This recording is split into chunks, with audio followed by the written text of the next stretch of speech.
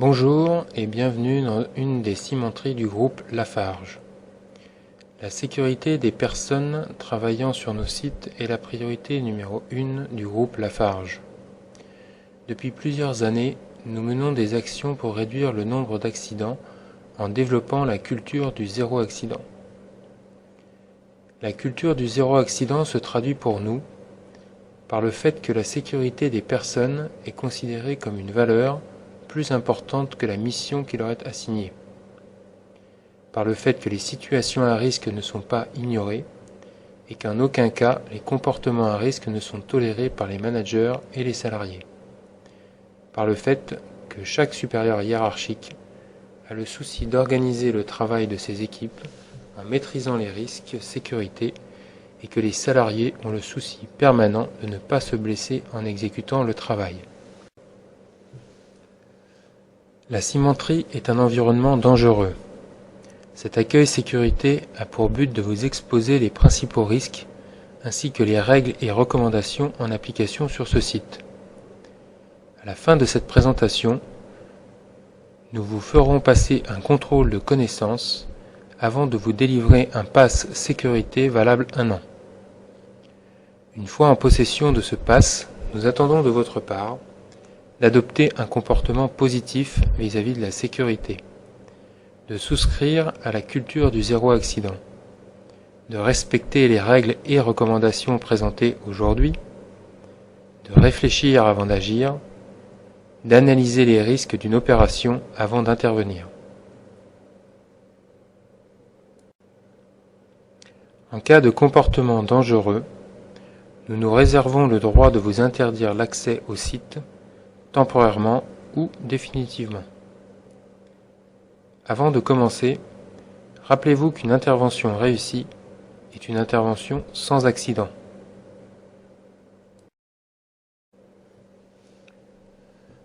Pour intervenir sur notre site, vous devez porter des équipements de protection individuelle adaptés à l'opération que vous allez effectuer.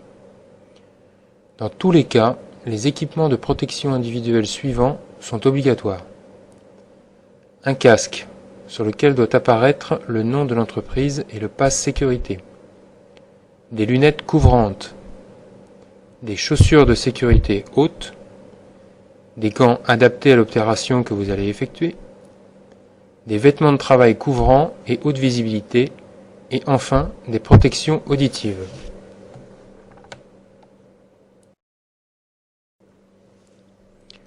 Attention, les personnes portant des lunettes de vue devront porter des surlunettes adaptées ou des lunettes de vue de sécurité. Les lunettes couvrantes portées sur les lunettes de correction ne seront pas acceptées dans notre établissement. En fonction de l'analyse de risque, du type d'opération et du lieu d'intervention, vous devez compléter ces équipements de protection individuelle de base par des équipements adaptés.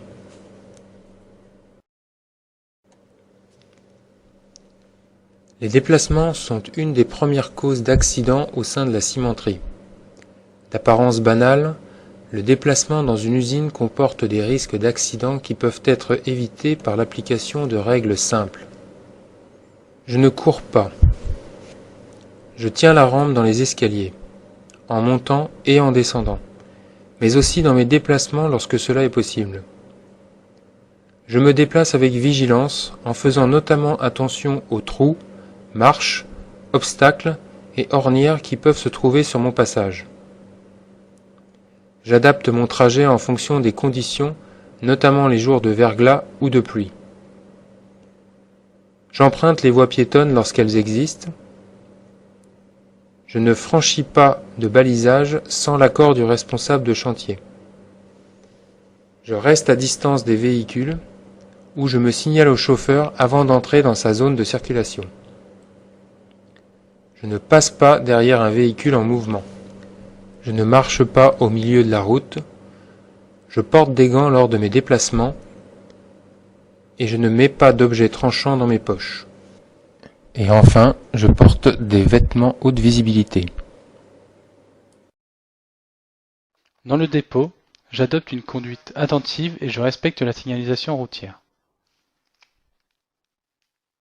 La vitesse est limitée à 15 km/h dans l'ensemble du dépôt. La ceinture de sécurité est obligatoire en permanence, même pour les déplacements courts.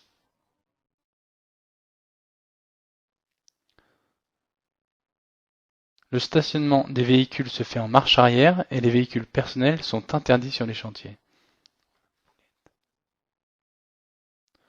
Le téléphone portable est interdit au volant.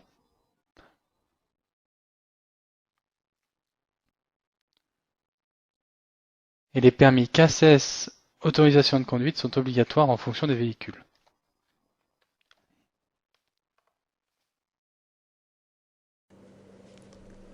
Lors d'une intervention, la communication entre les différents intervenants est un élément clé de votre sécurité. Si je suis responsable de chantier, je dois prendre connaissance des éléments du plan de prévention et de l'analyse de risque et les communiquer aux intervenants. Je dois définir et communiquer le mode opératoire. Je dois planifier l'accueil sécurité des intervenants.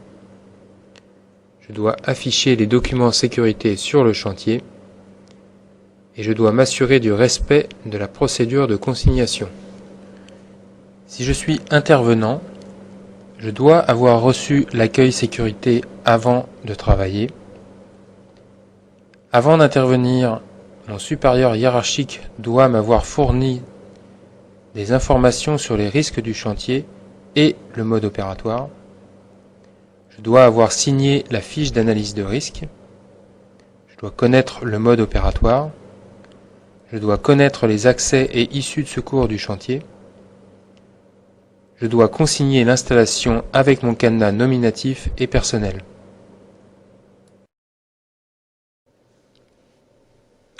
Avant d'intervenir, les installations concernées doivent être mises en sécurité pour empêcher un démarrage intempestif ou la libération d'une énergie pendant votre intervention. Cette opération de consignation est réalisée par le chargé de consignation Lafarge, notamment à l'aide de cadenas. Toute intervention sur un équipement ou à proximité immédiate d'un équipement doit faire obligatoirement l'objet d'une consignation. En tant qu'intervenant ou responsable, vous devez retenir qu'une intervention nécessite la mise en place d'au moins un cadenas sur un appareil ou sur une boîte de consignation. À la fin de votre intervention et après accord du correspondant Lafarge, vous devez déconsigner.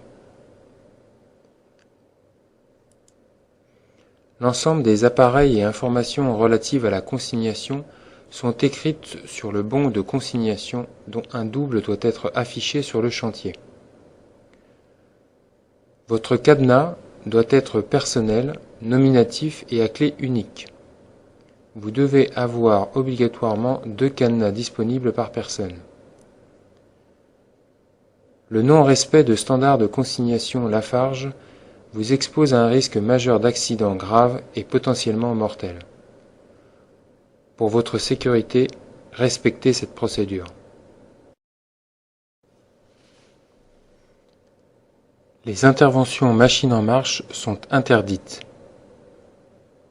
Dans le cas contraire, l'intervention doit faire l'objet d'une procédure ou d'un mode opératoire écrit et validé par le responsable Lafarge. Les règles de consignation s'appliquent aussi pendant les périodes d'essai. Lors de votre intervention, vous devez gérer tous les aspects de votre chantier en termes de balisage, rangement et propreté. Votre chantier doit être balisé en dur. Au sein de cette zone de travail, vous êtes le seul à pouvoir autoriser l'accès de votre chantier aux autres intervenants extérieurs ou Lafarge. Le balisage doit être adapté au fur et à mesure de l'avancée de votre chantier et en fonction des risques afin d'assurer une emprise minimale et une bonne circulation des personnes.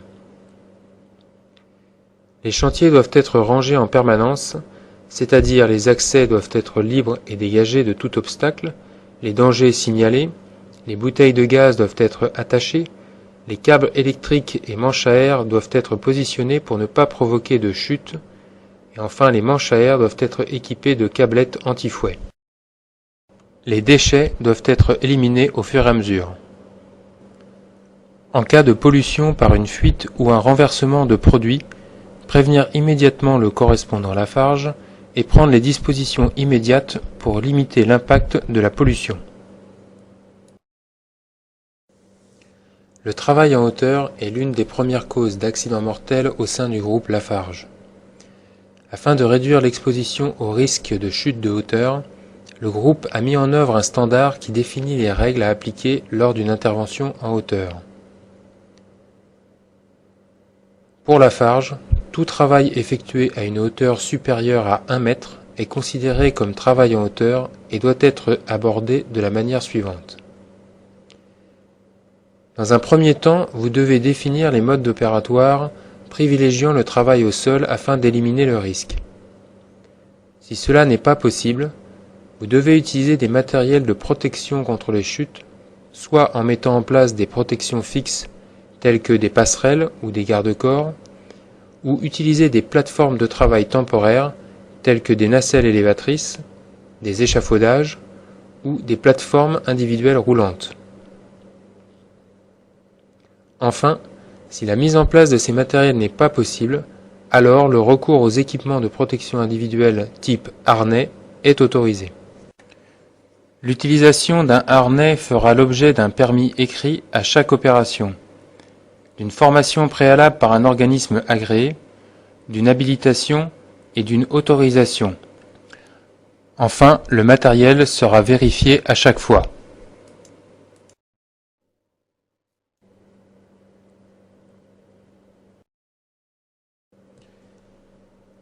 Les échafaudages doivent être montés par des personnes habilitées à réaliser ce type d'opération.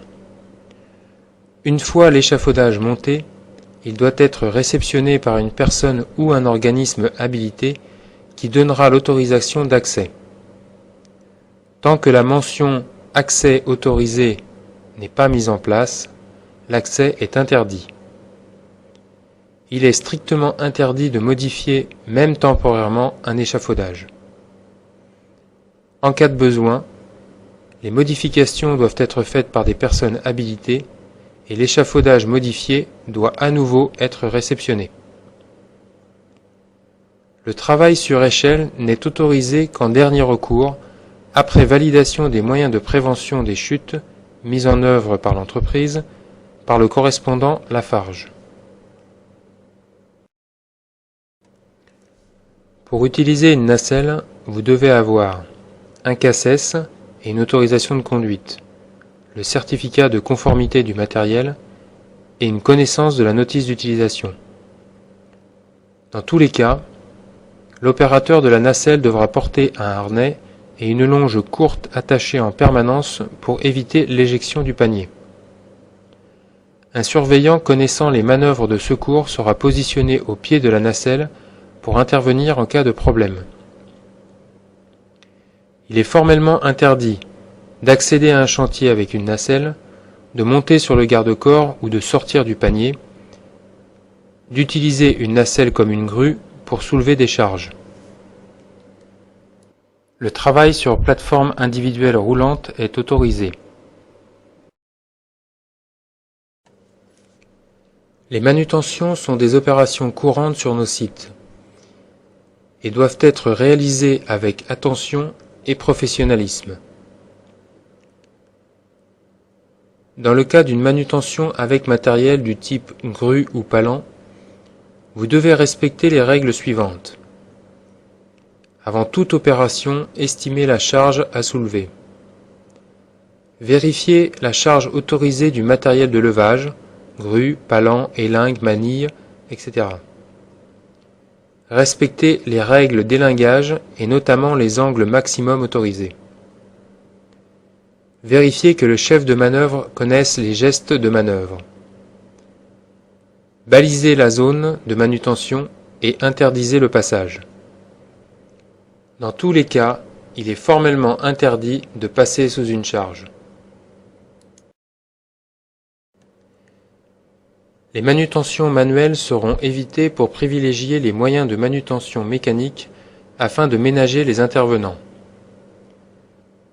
Si le recours au matériel de manutention n'est pas possible, l'application des gestes et postures doit être systématique. Avant de soulever une charge, estimez le poids de la charge. Retirez les obstacles du parcours. Pliez les genoux. Portez la charge près du corps. Évitez les mouvements répétitifs.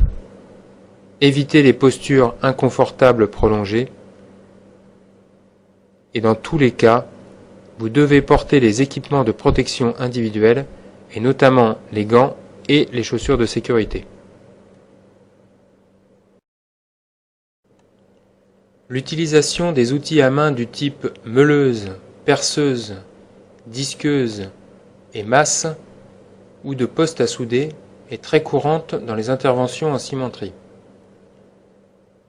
Pour toutes ces opérations, le port des équipements de protection individuelle adaptés ainsi que la vérification de l'état du matériel avant et après utilisation sont obligatoires. Dans tous les cas, pensez avant d'agir et positionnez votre corps de façon à ne pas être dans la trajectoire de l'outil ou des projections générées par l'outil. Cette simple précaution permettrait d'éviter la moitié des accidents avec arrêt occasionnés par ce type d'outil sur nos sites. Les interventions avec des meuleuses, perceuses ou disqueuses doivent être réalisées obligatoirement avec des lunettes étanches, des gants et des vêtements protégeant le corps contre les brûlures. Dans tous les cas, les dispositifs de sécurité d'origine doivent être présents sur la machine, et notamment la poignée qui permet d'avoir les deux mains sur l'outil. Il est interdit d'utiliser une disqueuse pour faire du meulage. Les opérations de soudure doivent être réalisées avec des lunettes de soudeur ou un masque de soudure, un vêtement protégeant le corps des brûlures, du type tablier en cuir, et des gants adaptés aux travaux avec point chaud. Il est de votre responsabilité de positionner des écrans ou des bâches de protection si nécessaire pour éviter les couleurs de métal, les projections ou coups d'arc des personnes travaillant à proximité de votre chantier. L'utilisation d'outils tranchants du type cutter ou couteau se fera obligatoirement avec des gants anti-coupure et en positionnant le corps hors de la trajectoire de l'outil.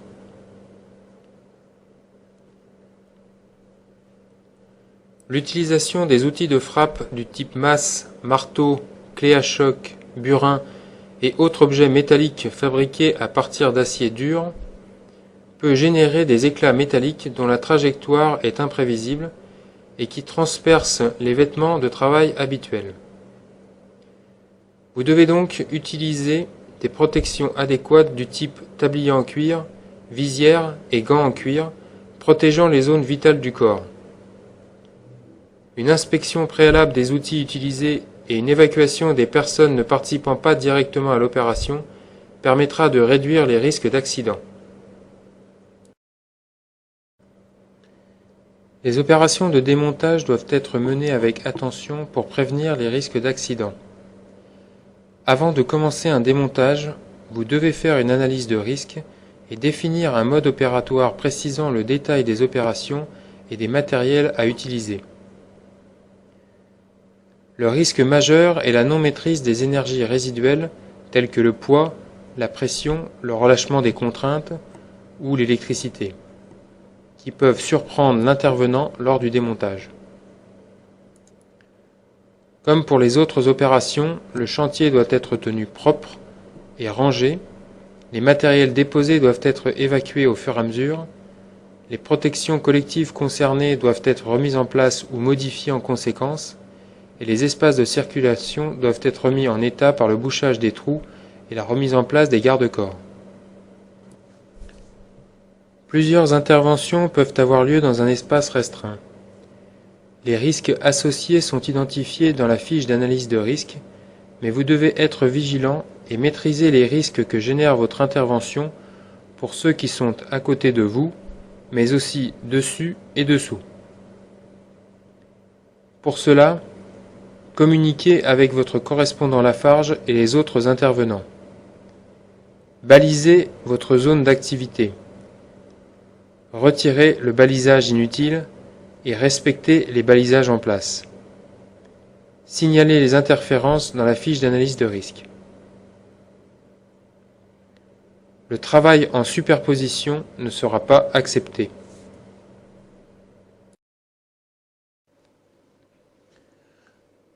Pendant la durée de l'intervention, la bonne gestion de votre chantier sera vérifiée par votre correspondant Lafarge, des audits et des visites sécurité.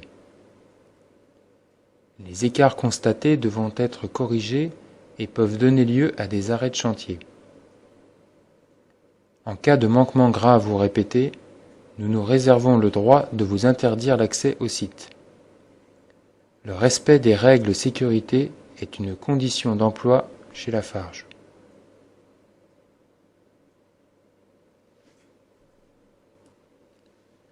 Les informations suivantes vous sont données à titre indicatif.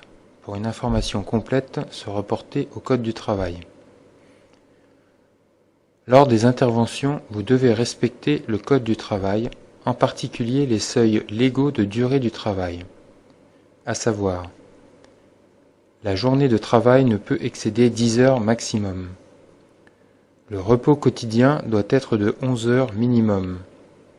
La semaine de travail ne peut excéder 48 heures. Le repos hebdomadaire doit être de 35 heures minimum.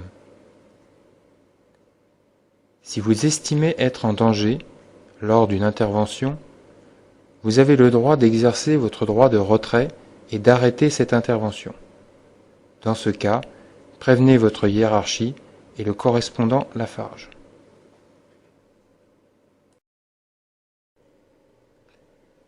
Une fois les travaux terminés, votre correspondant Lafarge vérifie avec vous le travail réalisé et confirme la fin de travaux. Pour terminer l'intervention, vous devez libérer les installations, déconsigner et ranger le chantier.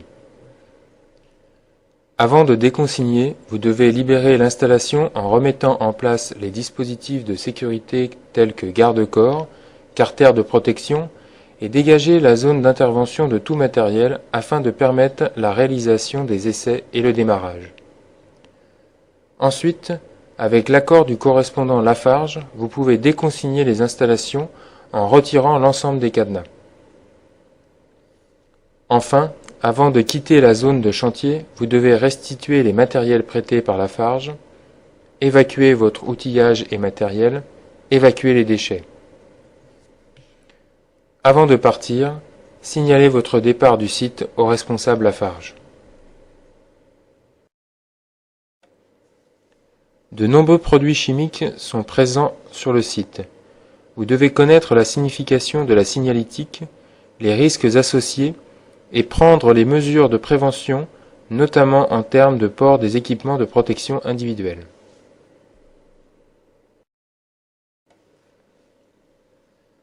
Le travail en espace confiné doit faire l'objet d'un permis. Attention, le démarrage de toutes nos installations est automatique et se fait à distance.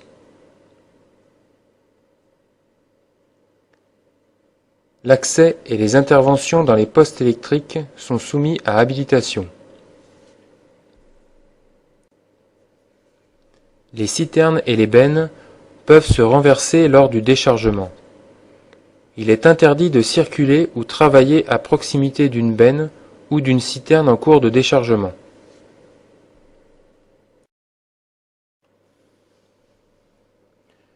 Le port des protections auditives est obligatoire dans l'usine du fait du bruit ambiant et du type d'intervention qui génère un niveau sonore supérieur à 80 décibels.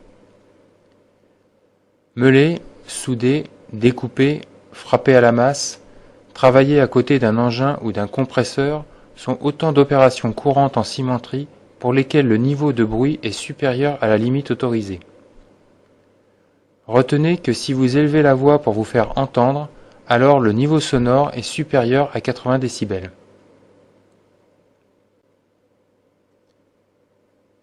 Pour conduire un engin de manutention, vous devez disposer d'un permis de conduire, d'une autorisation de conduite et d'un CACES.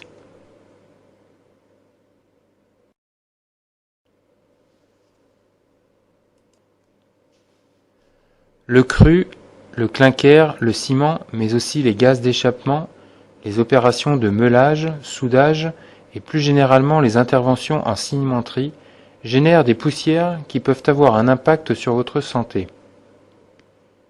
Les poussières les plus dangereuses pour la santé ne se voient pas. Ce sont des poussières de diamètre inférieur à 10 microns qui se logent dans les alvéoles pulmonaires. L'obligation de port du masque sera précisée dans la fiche d'analyse de risque, mais nous vous encourageons à le porter systématiquement.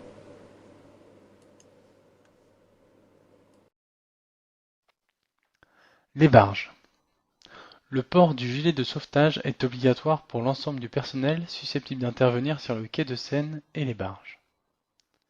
Les bouées de premier secours doivent être accrochées sur leurs supports respectifs en début de déchargement et rangées à la fin. L'accès à la barge en déchargement se fait par la passerelle. L'accès aux barges hors zone de déchargement se fait par les moyens appropriés. Les trains. Avant toute opération de dépotage, la mise en place de chaussettes anti-fouet est obligatoire. Le port d'un système PTI, poste travailleur isolé, ainsi que le port de lunettes de sécurité étanches est obligatoire.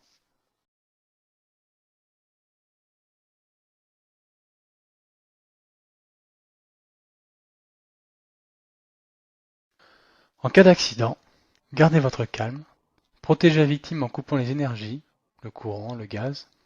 Examinez rapidement l'état de la victime ou l'importance du sinistre pour pouvoir donner des indications précises.